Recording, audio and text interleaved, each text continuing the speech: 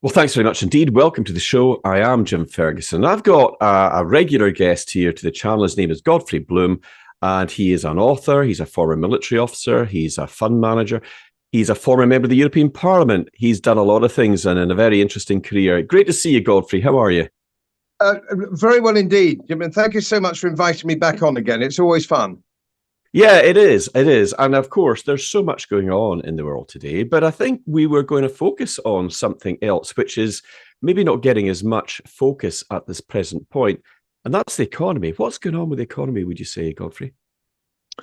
Well, I think the problem that we have is that we have a corporate media, or call it legacy media, call it whatever you like, and it is not in their interest ever to discuss the economy, because both political parties are what you and I would know as Keynesian.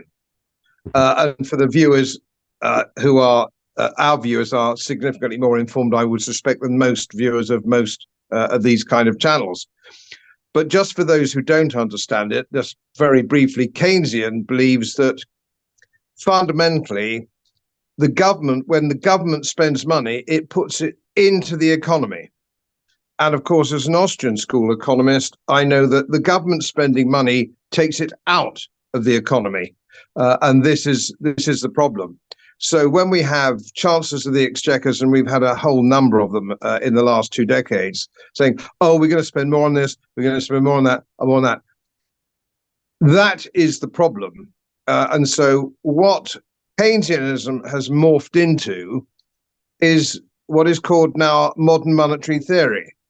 And this is another buzzword for sort of Keynesianism on stilts, which means fundamentally, to keep it very simple for everybody, and it doesn't need to be complicated, modern monetary theory is debt doesn't matter. That's the shorthand, is debt doesn't matter. So you can continue to borrow and print money as governments can, as long as you want to. And of course, what we know, and I expect most of our viewers know, as individuals, small businessmen, so on and so forth, you cannot spend more than you earn in revenue ad infinitum. Sooner or later, the reckoning has to come. And what happens when you don't do that, you get degradation of the currency.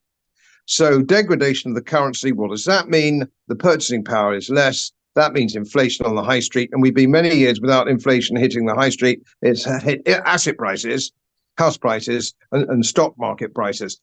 What it actually means now is hitting the high street. It's the same in North America, by the way, of course, and most of Western Europe. This is the problem that we now have. And of course, the government fake the figures when it comes to inflation.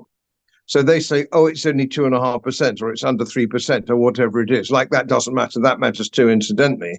But of course, we know it's significantly more than that. And any small businessman or any housewives or any businesswomen or whoever's watching this knows that inflation is significantly more. I'll give you just an example, and I'm sure everybody can find their own, and your viewers will no doubt make contact with you to say, to give more examples. We were having some guests to dinner and just last week, and one of her favorites is confit duck. So we bought, when she last came up 6 months ago, we got confit duck, when she enjoys that, and we quite enjoy that. That now is double the price we paid 6 months ago. That's double the price we paid 6 months ago. And there's no shortage of examples. And I'm sure both our viewers will have their favorite examples. So this is degradation of the currency. And we have a new chancellor who is neo-Keynesian, modern monetary theory. She was a junior person at the Bank of England. She isn't, and she has, from what I can see, no concept of original thought when it comes to economics.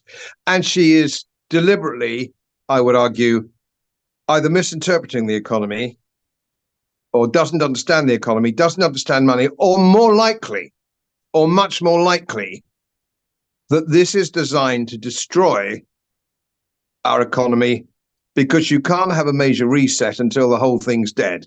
And that fits in with other things like open door immigration policy, so on and so forth. It all comes together. It's all a World Economic Forum game plan. But I think for the purpose of this discussion, to make it easy for people, is to take away the political rhetoric and talk about the numbers. And I've been working on the numbers, and I've found that my feedback previously on some of the stuff I've done is people go, gosh, I didn't know that. Or, my goodness me, et cetera, et cetera. And I think that would be more fruitful than political rhetoric, of which there is at the moment no shortage. Most of it coming, of course, from the left. Well, I mean, I think that's a wise thing to look at. We've just had a new government installed in the form of Keir Starmer and his cabinet, which I think was largely a protest vote against Sunak and his dreadful handling of things, and previous prime ministers before him. I think it was a reaction to the Conservatives that gave him that large majority, but he is in there with a large majority. So we do need to be aware of all of the different political aspects of it. But I think you're right to focus in on the numbers. So I'm keen to hear what you've discovered, what you put together, Godfrey. So please continue with that. These aren't in chronological order or in any order of importance. I think they're all important, but we don't want to get bogged down with that. We want to just tell people, what are the numbers? Why am I concerned with the strategic economy? And I think, of course, we're just on that particular observation that you made. We must also remember that the Labour Party vote only went up by 2% at the election. People just didn't turn out for the Conservative Party, quite rightly. Brought it on themselves. That's what gave them the big majority. Nobody woke up in the morning and said, oh, my goodness me, I'm jolly well going to vote Labour. That just didn't happen. Again, you're back to numbers. And I'm a bit of a geek when it comes to this kind of thing. Well, I would be, wouldn't I, given my background? I'm a bit of a numbers geek. Numbers don't lie. That's right. Unless you make them lie. And I know how to make them lie.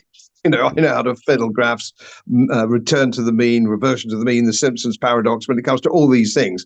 And that's, of course, what some of the civil service or the Treasury does, or indeed the Fed. You can cheat and fiddle, but sooner or later the numbers come home to roost.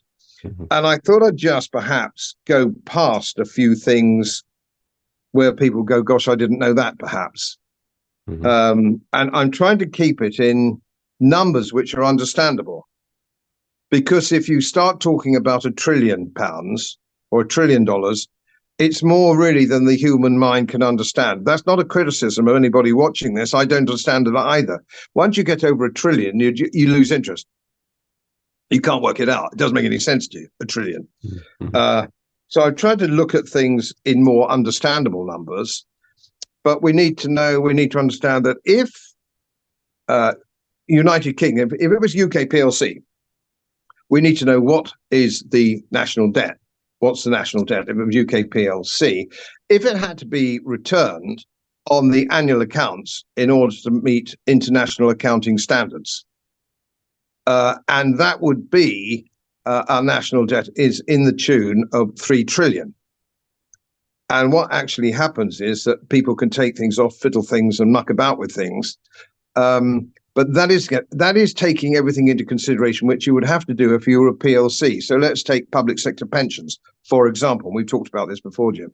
Public sector pensions, which are index linked, which, of course, you can't buy on the open market. You can't do that on the open market. It's impossible to buy them. So they can only be in the public sector, unfunded in the main, totally unfunded.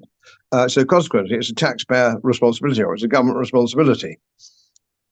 If you didn't put that in your accounts as a liability as a PLC, the directors would go to prison. It's a criminal offence. But every time the Chancellor stands up and gives us the figures, they commit, in every other walk of life, what is a criminal offence. Nobody talks about the national debt. The last government didn't. The government before that didn't. Nobody wants to talk about it. The civil service don't want to talk about it because everybody's got their hand in the till. Financial journalists, if there are any, don't want to talk about it because they don't understand it. And I've met all these characters, believe me, Jim. They are almost incredibly stupid.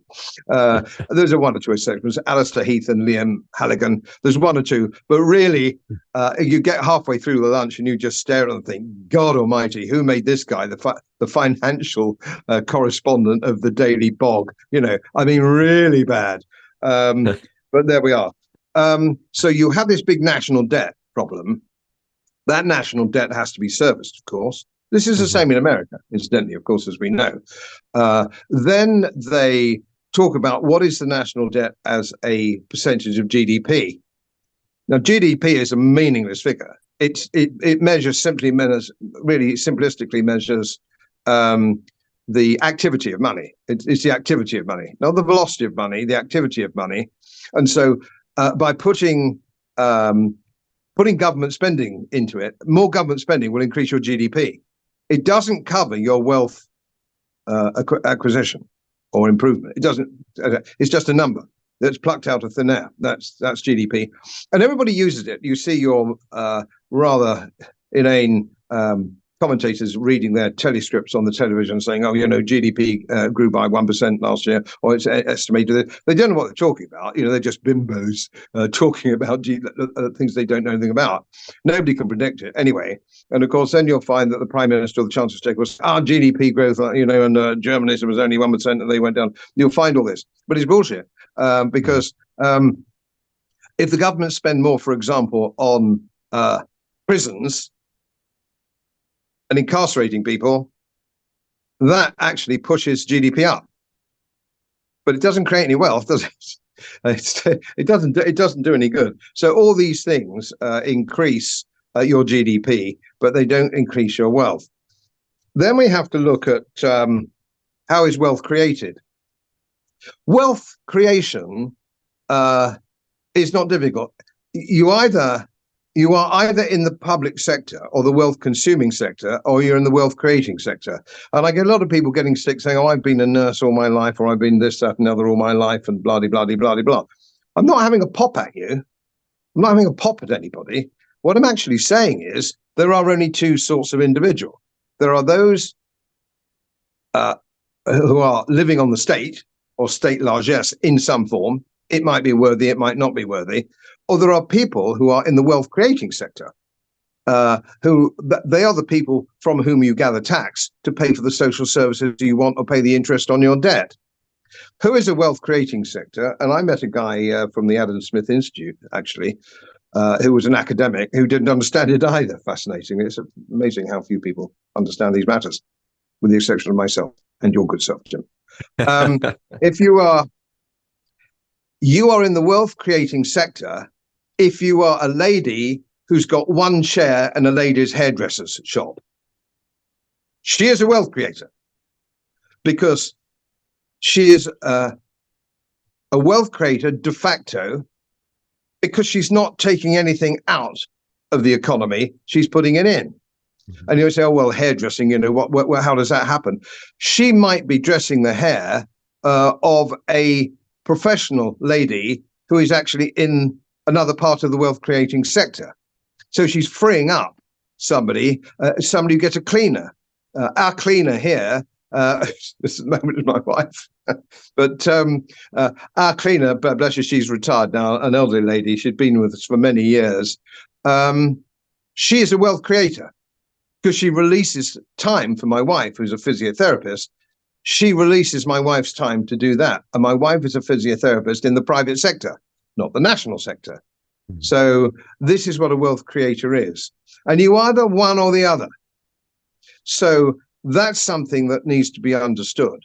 That's not understood, generally speaking, by chancellors of the exchequers for decades, is putting money into the economy isn't public spending. Public spending doesn't that. If you really want to boost the economy, give it back to people. You give it back. You reduce the tax on ordinary people as long with regulations and free them up to be wealth creators. I think the last Conservative who actually fully understood that, of course, I think we discussed this before, was Lord Salisbury. He understood this. We haven't really had a Conservative Chancellor or Prime Minister, and certainly not from the Labour Party, of course. One wouldn't expect it. So this is a problem that nobody understands. So then we have to go on and we have to look at actually break it down a little bit. Where's the money going? And I've got an extremely clever associate who actually does these numbers for me. Got a brain the size of Jupiter, but he always comes up with he used to be editor of the accountancy magazine.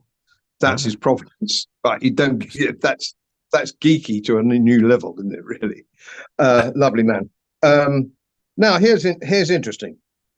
We have 6 million. These are the government's own statistics. We have 6 million people working in the public sector in some form. They might be civil servants, teachers at the town hall. About 6 million. We have fairly significantly more than that who are in retirement, who are being paid index-linked pensions, for which, and I think the government has eventually conceded this, and I've been banging on this, as you know, for some years. The actual accounts, the liability in the books for that is about £1 trillion. So a third of our national debt is public sector index-linked pensions. And I think I might have mentioned it, the chance of repeating myself on your show and others. In my own village, which only has, it's a wee Yorkshire village with 120 souls. And I worked it out in my geeky fashion on my calculator that we have 2 retired civil servants, 4 retired teachers, and various other people from the public sector. And I just worked out the cost of their index-linked pensions to buy from the Prudential or from a big life insurance company, whoever it may be, is teetering on 14 million. That's in a village of 120 souls, which includes children. That's the kind of scale we're talking about. And if you talk to these people, they don't say, I put £200 a month into my pension scheme, and you're always droning on about this, but I've bought it. No, you haven't bought it. You know, if you're a retired teacher or deputy head teacher watching this, I'm sorry, you might be a great bloke, you may be a great teacher or great lady, I don't know. But you didn't buy that, all right? You didn't buy that. Because if you're on 50,000 a year index linked and you retire at 58, 59, they all seem to retire quite early, in my experience, you're talking, you individually buying that would probably be 2 million. And think of how many early retired teachers that we've got all over the country. They're there in droves, civil servants, freeloaders at the town hall. One wonders what they all do. So you've got 6 million of those, probably, let's be generous and say only the same again, or maybe a bit more in retirement. Well, you've got 12 million people on index-linked pensions who are building up that £1 trillion liability. Now, here's another interesting thing that my colleague came up with. There are 9.5 million people who do not work in the country and are not required to find work. They are called economically inactive. Now, of that 9.5 million, the very great majority will be on some form of welfare benefit. I mean, my wife now is retired, so she's not of that number. She's not economically inactive, but she doesn't earn very much now. But most of those will be on welfare benefit of some kind. Then you've got mass immigration, and we know by the government's own statistics that round about 80% of the immigration that we've had in the last 2 or 3 years are on welfare. So your welfare bill is going up and up and up and up. We also have, since 1992, people who are claiming mental health disability has gone up threefold since 1992. Now, that is the equivalent. My wife was in the NHS years ago before she went private. It's like the bad back. It's the 45-year-old cop, all right, who's got a bad back. Almost impossible to diagnose, almost impossible to do anything about. So now, all you've got to do is say, I'm depressed, I'm suffering from anxiety, etc., etc., etc. Well,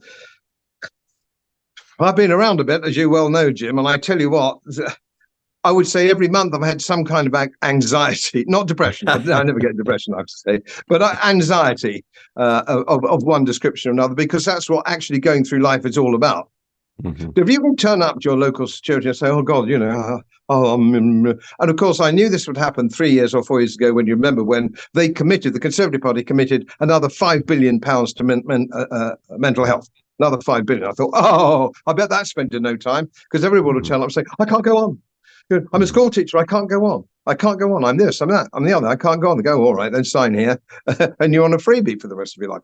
Probably more than you would be entitled to if you were disabled with a bad leg or whatever it is. Because everybody thinks that's, oh God, mental health, mental health. We've all got to go, oh dear, mental health. So that is another problem that we have. Just to go back, I said I'd hop about a bit, and forgive me for so doing. We have our national debt is increasing by £382 million a day. Wow. £382 million a day. Now, that's a kind of figure that most people can just about understand. Just about understand 380 million. But that's going up every day. And of course, if you look at Taxpayers Alliance, I think it is, or one of the blog sites, or you can actually type all that in, and you can watch the numbers spin round every day. It's frightening. And we have this system of modern monetary theory where we have politicians, civil servants, and a corporate media who don't think that matters. And we've had, I think we've had another 400,000 workers in the public sector increase in the last decade, which was under the Conservative Party. So it's not stopping. None of this is stopping. Nobody's arresting this this spending. And now, of course, there are ways of dealing with this, but they need political balls. And I don't think that's something that we've had. There's been no political balls, I think, since Lawson, probably 1989, to actually make some tough decisions. I mean, the word that's screaming out here in all of this is unsustainability. This cannot continue. The question that's coming into my mind is, when is it going to unravel? Because this cannot continue. This kind of debt, I mean, that's a shocking amount of money. The other figures that you've given here are pretty shocking as well. And I think you're right. The vast majority of people are not aware of it, or they're being fobbed off by the lying mainstream media, who are just quoting these like puppets. Everything's fine, and interest rates are okay, and it's going up, and everything's rosy. And no, it's not. Do you have any sort of idea as to when the final curtain call is coming? Because there is going to be a day of reckoning, as you said right at the start of this interview. And how much longer can this continue, Godfrey, do you think, in your opinion? Well, there's two things here. First of all, there are things that we can do which we won't do. But let's just run past them, just so people go, what can you do? There's something you do. Well, first of all, the Chancellor, the first thing she did was take away, of course, the allowance for old people's pension, old people's energy support. This was quite interesting, because the reason old people pensioners find energy extremely expensive is because of net zero. That's why our energy is expensive. And our energy is more expensive than almost anywhere else in Europe, almost anywhere else in the world. It's expensive because we fritter money away on bloody windmills and solar panels and all the bullshit that goes with the climate hoax. So This is one of the problems we've got. So they could say, look, okay, we're not going to give you an energy allowance anymore, but we're going to stop the nonsense, all right? So we'll let the market decide how much your energy is, and you'll have to pay like everybody else. And we'll all go fine. Yeah, that makes sense. But what you can't do is have net zero, which is crippling the economy, the commercial economy as well, and old people and people on fixed incomes, all these people. You can't say we're stopping it, but we're not stopping that without being immoral. Well, I'm just accusing a Chancellor of the Exchequer of being immoral. Not really a new thing, is it? It's not. Watch this space. They are all immoral bastards, and that's what we're stuck with. So that is something that we need to understand. The other thing we need to understand is we have to have a complete and total moratorium on sending money abroad under any circumstances. It's just under £1 billion a month in foreign aid. We're sending money via the Ukraine, who take their cut. Zelensky and his mob takes the cut, and then it ends up in the industrial military complex in America. And some of it pays for Zelensky's palaces on here, there, and everywhere, or homes in Malibu, and homes for his mother and his sisters and his cousins and his aunts. And we've all seen pictures, have we not, of the very expensive cars driving around Monaco with Ukrainian number plates, etc., etc. You and I know about this. Our subscribers know about this. Mm-hmm. But the bloke down the dog and duck doesn't understand it. It's Putin's a bad guy, and we've got to do everything that we possibly can. Because he read this morning's Daily Express, and he is, frankly, he's a very lovable, likable moron, but he's a moron. So we need to stop that. That would save us roundabout in the region of this black hole, which is much bigger than 19 billion, but that would virtually save us 19 billion. Just like that. So that would save that bit. Then if we capped public sector index-linked pension things, so what we need to do is say the country is going to go bankrupt if we continue this. It's now got to $1 trillion. If you're earning more than £50,000 a year, whatever is above £50,000 a year, if you were in the public sector, is not index-linked. You got your 50 grand, it's cut off. There we are. Anything after that is frozen. That would save us in our account balance sheet. That would save us probably in the region of 200 or 300 billion. Then you've got your quangos. There are around about 1,000 quangos, which are political presents for people. Okay, seat in the House of Lords, maybe knighthood, Mickey Mouse baubles, all that kind of thing. What's a really tasty number? It's a quango, head of a quango, index-linked pensions again, decent salaries, so on and so forth. So everybody's taking the piss. Everybody's got their hand in the till. And all of this has to come from either borrowing, taxation on the wealth-creating sector. Well, as you rightly said, it can't go on. It's unsustainable. And my experience in life is if it can't go on, it won't go on. So eventually what will happen, there'll be the general decline where we are paid metaphorically in shirt buttons. It will be degraded, it will be degraded, it will be degraded. And the pound and the dollar, this is coming to the dollar and the euro, because people don't know how to actually balance the budget. And I've always said that what England needs is a Chancellor of the Exchequer who's a Yorkshire housewife, who knows how to balance the budget, or a mean bugger from Scotland. You Well, could be that man. The point is, I probably could be. But the point is this, though, Godfrey. I mean, we continuously see, regardless of what flavour or colour of government we've got in, people that are completely out of their depth in these government positions, cabinet ministers, secretaries. They haven't got a clue. They really don't. And they're relying on the people below them. And that, when it's going well, they claim all the good things. And when it's going bad, they blame all the people under them. The point is this. We don't have, you've made a very good point. People that know how to balance the books should be the ones who are running the country's finances. And the current Chancellor and the previous ones before that, I think they weren't honest. Let's put it this way. I think they understand the situation that it's in, but they're globalists. They're following this globalist narrative. But this unsustainable way of if you run a business in this way, you'd get struck off. It's completely out of control. And these kind of figures that you're talking about, it's common sense. You've broken it down in a very eloquent way, if I might say so. And you've given a very good example of immediate steps that could be taken to balance the books. Because what you're saying is that UK PLC is heading for bankruptcy. And it could very well happen under this Labour government because they are notoriously bad at spending everybody else's money and borrowing. I mean, I don't know if we're going to get to the next election in whenever it is 2029 under Starmer's mob, because it's going to get worse, isn't it? Here's a punt. I don't often make punts of this nature, but because they can come up and bite you in the bum. I would say Easter 2026, this government will fall, and it will fall on the economy. It will collapse because fiat currency will collapse, banks will collapse. There's only so much you can tax. There's only so much you can squeeze the lemon. I'll give you an example of this. It's an anecdotal example, but it really does illustrate it. When I was a line manager at an investment bank, which was a horrible job, I wanted to get back to managing money. But anyway, I got stuck with this bloody job and had hundreds of people working for me. And there's one, and everybody was hitting targets and getting their targets. And I had a guy who worked for me, who was a very good man, a very talented guy. I'm going back to when the rate was 60 pence in the pound.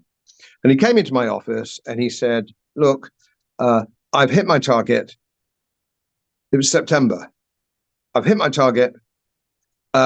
everything now is going to go in tax. It's 60% national insurance and all the rest of it. He said, I'll be working for something like 20p or 25p in the pound.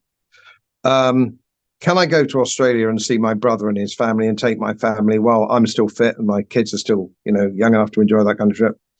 I said, yeah, sure. We won't tell anybody. It's entre nous. Off you go to Australia. And I said to him, if everybody who worked for me came in and said, I've hit my target, can I go to Australia? I'd say, fantastic. I'll set you some different targets next year. But no, you've hit it. That's fine. And that's kind of thing. So they will get to a stage, and I'm old enough to remember all this. And if you read Michael Caine's autobiography, which if nobody's read it, I recommend it. Normally, film stars' autobiographies are really, really dire. His isn't. His is quite good, as you might imagine, with Michael Caine. Brought up in the Elephant and Castle, a great patriot, a great guy, and he swore that he would never go abroad for tax reasons, and he swore that for a long time. And it got to the stage, I think, in the 1970s, he was paying 90p in the pound. Mm. And he went to Monaco. He said, how could I have done anything but go to Monaco or go to a tax-free zone? And of course, not only did he take his money, there was no housing, there was no rates to pay on his house. There was no employment for his lady, what did for him, or chef, or the local pub, or whatever it happened to be. He took all that, the knock-on effect. Nobody's going to stay in this country if they're taxed at 90p or 85p. They just won't stay. And they know this because there is one rule for Starmer, as we know, when it came to his pension. Mm-hmm. There's one rule for David Cameron's father. Panama springs to mind. These people don't pay. I was an investment banker for some years. You're right. Really rich people don't pay tax. It's bullshit. They just don't pay. They live somewhere else. They're domiciled somewhere else, like Sunak's wife and all the rest of it. Yeah. I don't blame them because I believe tax is theft. But however, I would hang people for hypocrisy. So, no, okay, you're quite entitled to leave the country or do this or domicile somewhere else or get a clever accountant so you don't pay any tax. Fair dues. But I'm going to hang you for hypocrisy because you've actually inflicted this on ordinary people who can't afford the clever big shots to actually get them out of this. And so that is the sort of problem we've got. They either grip it. It could be, Jim, I'm not sure. It could be too late. The debt now and the problems that we have probably gone too far now.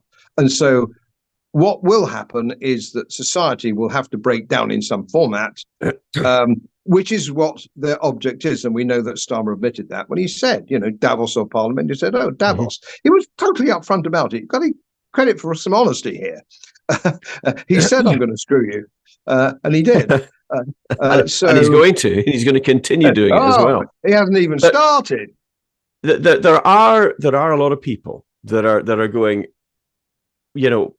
why am I staying here? Why am I paying my taxes? They never spend it on the things I want to spend it on. They just bang it all off to Ukraine and put it in Zelensky's back pocket, for example. And that's been going on for some time to off the charts. I mean, the corruption is appalling.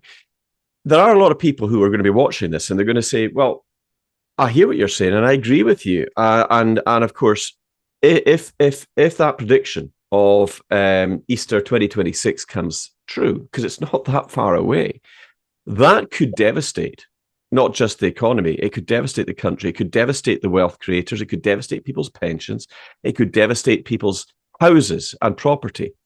And there are a lot of people that are looking for ways to safeguard their money, to put it into things that will be slightly more safer. And I know that you've got a very active, a very good website. You talk about gold and silver, don't you? Let's talk a little bit about what people can do. And we're not necessarily talking about millionaires or billionaires because they've already got all of that knowledge as well. But what can the ordinary person do? And why should they think about something along the lines of that?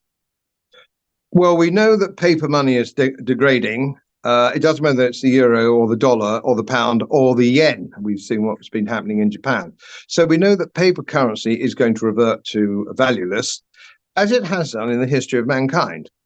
Paper money, I think it was invented by the Chinese in the 13th century. It becomes valueless. bonds therefore become valueless, and people say, oh, well, my insurance company has got T-bills and it's got gilts and all the rest of it, but it's not going to help anybody because it's all going to come to nothing. And what happened in the Weimar Republic in the 20s in Germany, there was a safety valve insofar as that the mark was tanking, as we all know, or certainly every schoolboy used to know. I expect they get taught that kind of thing now, especially with modern monetary theory, which says countries can't go bankrupt. But of course, the French franc and the Swiss franc were gold backed. The dollar was gold backed. And for a short period of time, sterling was gold backed again. And that's a whole another rabbit hole to go down. So there was an escape route because paper money wasn't credit. The dollar wasn't credit. The franc you could exchange for gold. And of course, the history of that, as we all know, is that Nixon closed the gold window in 1971. So you have to have hard currency, which is gold. You have to have maybe silver, depending on what you want. Silver Britannias. There are tax implications there, so it's a bit of a rabbit hole. But if you have half sovereigns or Britannias, gold, and take your money out of the bank, you only need enough money in your bank to pay your bills, not as a strategic reserve. And ironically, what are all the central banks doing, with the exception of the Fed, is they're buying gold. So do what central bankers do. Be your own reserve. Be your own reserve. So you hold your own gold, whether you hold it at home in the tea caddy, doesn't matter, or if it's a big amount, you can go to a safety deposit company, state-of-the-art lockup kind of thing. Not a bank. Not a bank. The banks are part owned by the government. National Westminster, 30% owned by the government. You don't want to go anywhere near these thieving buggers. So formerly known as the Royal Bank of Scotland, one of the worst banks ever. So many criminal charges against them. It's a wonder that they get allowed to continue to practice. But anyway, it is quite. And chaps like us look at that and we just can't believe it. I mean, I'm particularly me, from a generation where the Royal Bank of Scotland simply didn't get stronger and better than that. 50 years ago, that was the bee's bloody elbows. So this is all. Now, I would say this will annoy everybody watching probably. It's because we got rid of the old school tie. Now, we might have been a bit chinless and a bit stupid with the old school tie, but we weren't crooks. Now, the world and his wife was in the city, trading bonds, doing stuff. And we used to call them in the banks, the retail banks, the White Sox. These guys were oiks. Frankly, they were just oiks. Money was going to get them off the rails. They were going to cheat. They were going to lie. Because what my great auntie Betty used to say, they weren't proper chaps.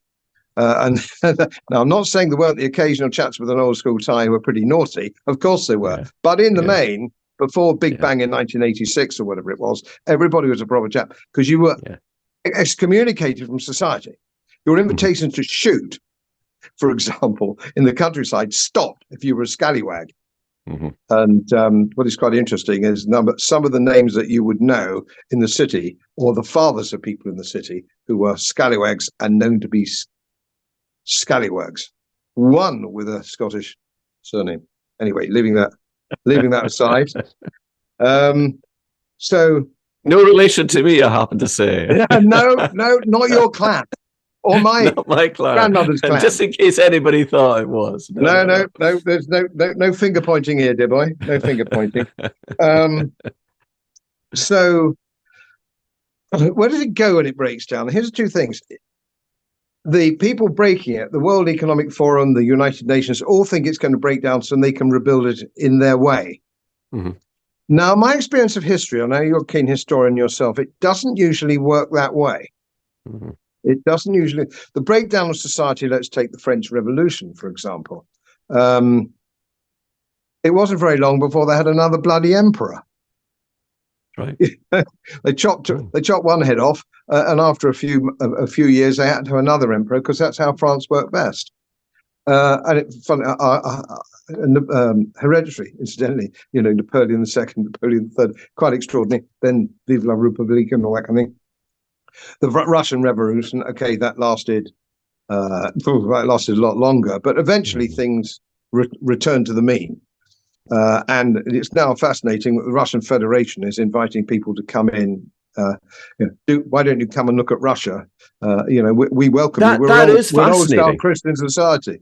Amazing, isn't it? It is fascinating, and I've actually had a lot of people reaching out to me saying, "Hey, Jim, what do you think about this?" And I mean, if it wasn't for the fact that we're potentially heading for a third world war where the nukes may start flying, Russia might actually be not too bad a choice. I mean, they certainly seem to be very family orientated. They are totally against this trans ideology. They understand the importance of looking after families and the family unit. I think it's a very interesting thing that they've said, and I've seen a lot of big accounts that follow me and I follow them talking about this, and I just wonder how many people actually might decide to do it, because as I said to you earlier on, people with an ear to hear and eyes to see know that this is unsustainable. You've confirmed that by breaking down these figures and exposing what's really going on, which the line mainstream media will never talk about, which the Chancellor will never talk about, which the government will never acknowledge. But it is coming. There is a day of reckoning coming. And it is interesting, Godfrey, when you talk about that. I often wonder if there is any kind of additional incentive. I mean, I know maybe a couple of years ago, or a year or two ago, there was talk of Russia giving people the ability to go out and farm there. Do you remember when they were talking about the Dutch farmers being expropriated, thrown off their land at the farm for generations? And the Russians said, "Hey, do you know what? We've got a lot of land, biggest landmass in the world. You can come and farm here." But I don't know. I've not seen any figures as to how many people actually did do it. It would be interesting. But anyway, I'm sorry. I'm watching it. I'm watching it. Yeah, I'm watching very closely. The trouble is, well, I'm an old geezer now, so it wouldn't do for me. And I'm very weak, apart from modest French. Foreign languages aren't my thing. I don't think I'll ever get my head around Russian. But they are an old-fashioned conservative with a small c, God-fearing society. Yeah. And that's what this country was before the war. Mm-hmm. Mm-hmm. And particularly before the Great War. Now we notice another institution which is collapsing, don't we? And that's the Church of England. So we see that. So we have Church of England, Anglican priests saying that that's enough. They can't go any further with this nonsense. We have an Archbishop of Canterbury who is frankly an agnostic, at least an agnostic. Most bishops are agnostic. So that is collapsing around in this country.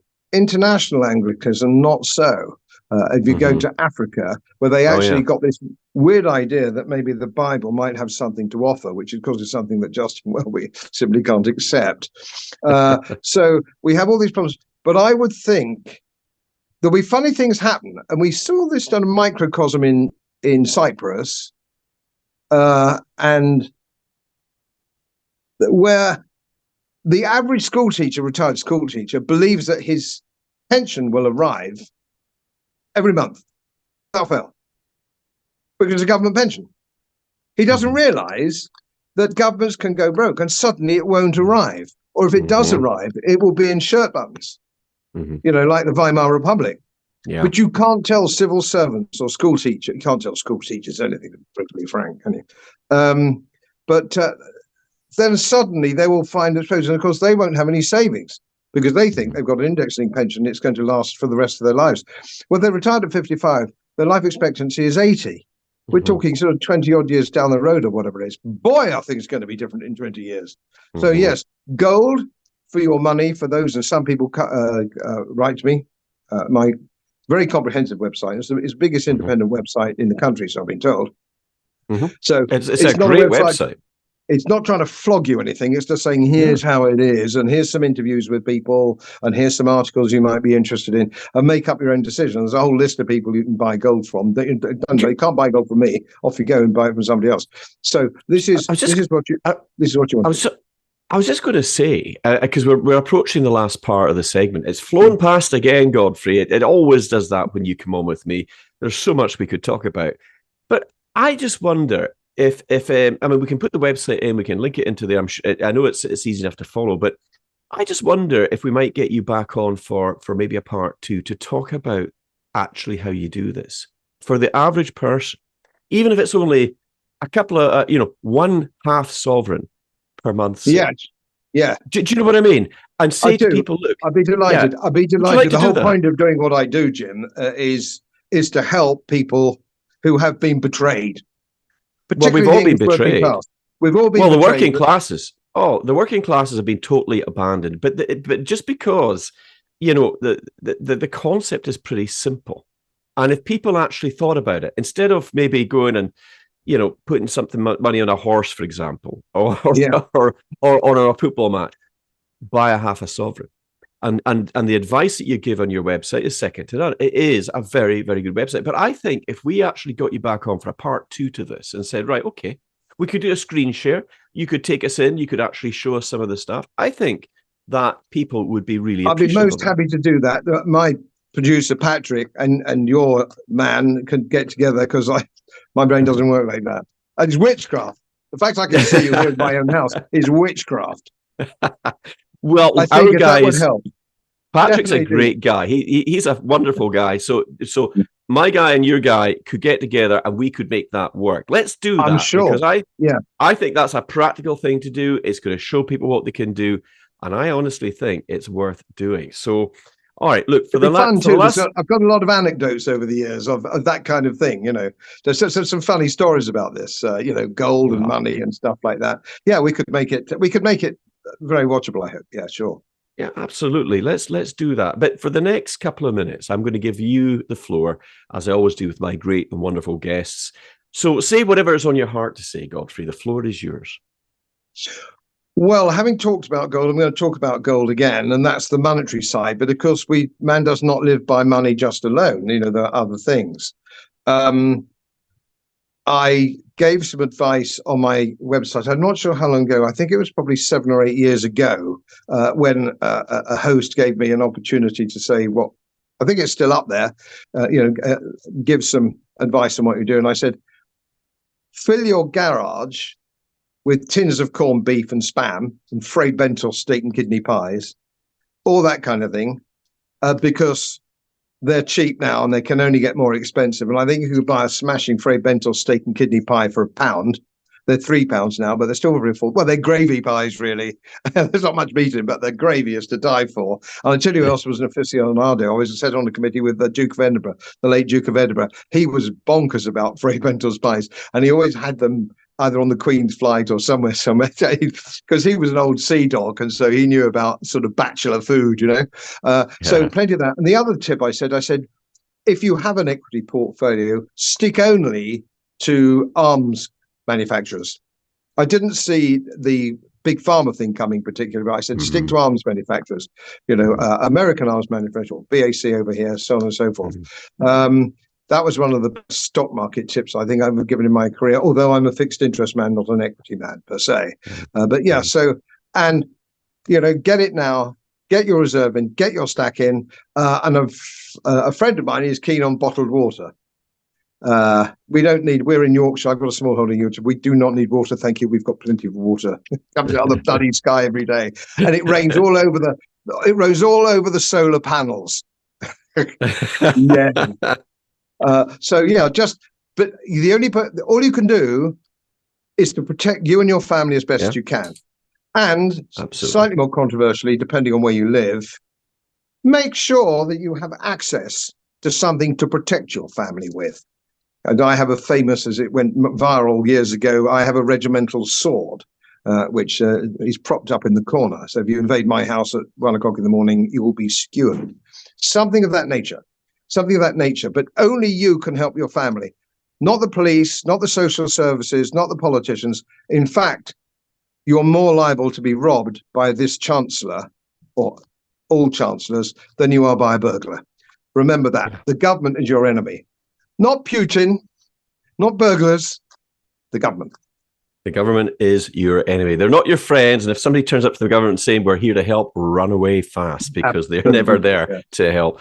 Godfrey, it's once again fantastic to have you on the channel. Thank you so much indeed for taking time out of a very busy schedule. I know just how busy you are. And I'll tell you, it's been great to hear from you. We're going to organize that part 2, and we're going to give some practical advice to people about how they can protect their wealth and build a little bit of a buffer. I'm looking forward to that too. I think it's going to be great. But anyway, in the meantime, Godfrey, thank you once again. I really appreciate having you on. You are indeed a friend to this channel. And to all the people out there who are watching this, stay tuned. We're going to have a part 2. We're going to take it through and we're going to show you the practical steps about how you can protect your money and put a little bit of a buffer aside. And I think what Godfrey's going to be able to teach you is going to be worth doing. But as I always like to say, you guys are the real stars of this show, and I'm deeply humbled and very grateful when you share, especially the content in relation to our wonderful guests that come on. So thank you so much indeed. This is Jim Ferguson. Until next time, we'll speak soon. Bye-bye for now.